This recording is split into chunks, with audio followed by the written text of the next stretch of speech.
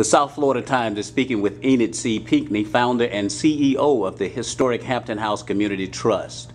We're discussing the renovation of the Hampton House and also a controversy that has surfaced surrounding the inclusion of black contractors and employees on the construction project.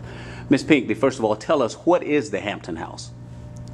The Hampton House is a motel that was opened here in Miami during the days of segregation. It was an elegant motel that celebrities from all over the country, whenever they were in Miami, would come to be at the Hampton House because it was noted for the music, the great jazz music, restaurant, and it was just a lovely place to be. It was called the Jewel of the South. And Dr. Martin Luther King used to stay there. In fact, he said his I Have a Dream speech at the Hampton House before he said it in Washington. Muhammad Ali used to hang out there. We have a video that has a picture of Jackie Robinson, Althea Gibson, you name any star that or celebrity that came to Miami, and you would find them at the Hampton House. So this is, the Hampton House is a part of our history. However, it's been about 30 years now that it's been considered a derelict building. And a group of people who belong to the African American Committee were approached by Kathy Hirsch about having the building designated as an historic site. And who is Kathy Hirsch? Kathy Hirsch is, at the time she still is in making movies. She has a production company, and she heard Mr. A.D. Moore talk about Martin Luther King saying the I Have a Dream speech there at the Hampton House.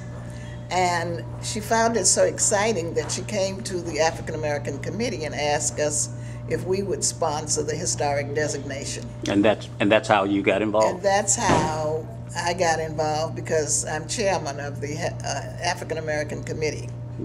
Okay, and so now we are at this point where construction has began on the project, and some of the residents in the Brownsville area are expressing concern about the level or the lack of black contractors and employees on the construction site. Are you aware of that controversy? Yes, I am aware of that. And the Hampton House is owned by Miami-Dade County. The county owns the Hampton House. The county put bids out whenever anything has to be done at the Hampton House. There is a procedure that the county follows. It puts out notices in the various papers, letting the community know and contractors know that there will be bids for the project. And anyone who is qualified should participate in that bidding. And then there's a selection that is made, and the persons who are selected get the job. And so there is a regular procedure that the county uses in the selection as to who gets the contract. And that was followed according to the rules and regulations. And are there any black workers on the project?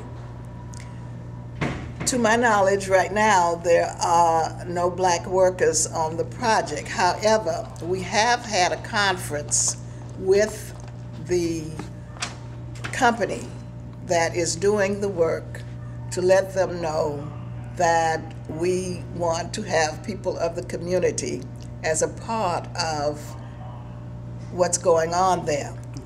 And the company has agreed that it's willing to hire African Americans to be a part. The thing that is going on now is the stabilization of the building, and also, since we have local historic designation, we have to hire people who are familiar or who have knowledge as to what must be saved, so that we don't throw away something that would be a part of what we will need for national historic designation. We have an application in the Department of Interior right now. We haven't heard from it, but we do have an application from at the Department of Interior requesting that the Hampton House become on the National Historic Registry. And so the people who are working there right now have to have certain qualifications that would not endanger the application that we have. But there will be times later on when the job skills will not be as stringent, and so we are expecting to have more people as a part of what's going on. And how much money has been allocated so far for this project? This project is a part of the government obligation bond program, and that obligation bond program has $4.7 million set aside for the restoration of the Hampton House. And that contract will be separate from the work that's going on at the present? Well, there are two things. As I said, there's the stabilization going on now, but the construction part, the bid has not been let yet. So what we would like for people to do is contractors, people who want to bid on that aspect of it, they should contact the county, Miami-Dade County, and find out the procedure and follow the procedure so that they will know the eligibility and meet the requirements, and they should be doing that now. I understand that the contract, this will not take place until maybe December, but it's not too early to find out now what the procedures are and to follow those procedures. Okay, and in that new contract, will there be any efforts to hire or include blacks or people from the neighborhood to work on that project? Yes, yes. All right. Okay. We have been working on this for a long time. This isn't something that just started. I've been working on this since 2001, and it has taken a lot of hope and faith to bring this project to this particular state that it is in now.